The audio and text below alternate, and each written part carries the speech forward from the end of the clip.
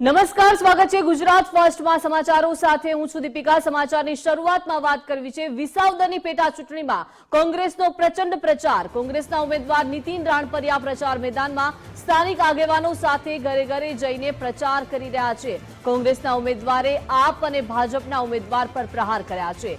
ભાજપ પાસે સત્તા અને સંપત્તિનું ભંડોળ છે તેવું નીતિન રાણપરિયાએ જણાવ્યું છે। ગોપાલ ઇટાલિયા પાસે શબ્દોનું ભંડોળ છે, મારી પાસે કર્મોનું ભંડોળ છે, લોકો મારી સાથે જ છે તેવી વાત નીતિન રાણપરિયાએ કરી છે। શબ્દો અને સંપત્તિના ભંડોળમાં લોકો છેતરાશે નહીં તેવું પણ જણાવ્યું।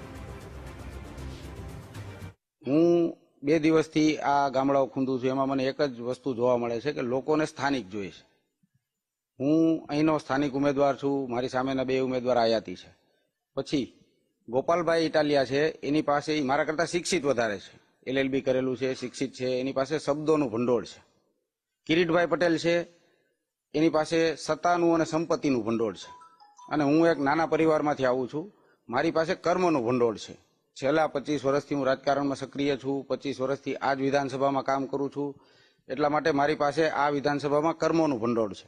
લોકોને નક્કી કરવાનું છે કે શબ્દોના ભંડોળમાં છેતરાવું છે કે કર્મોના સત્તા સંપત્તિના ભંડોળમાં છેતરાવું છે, કે મારી પાસે કર્મોનું ભંડોળ છે, મારી સાથે રહેવું છે।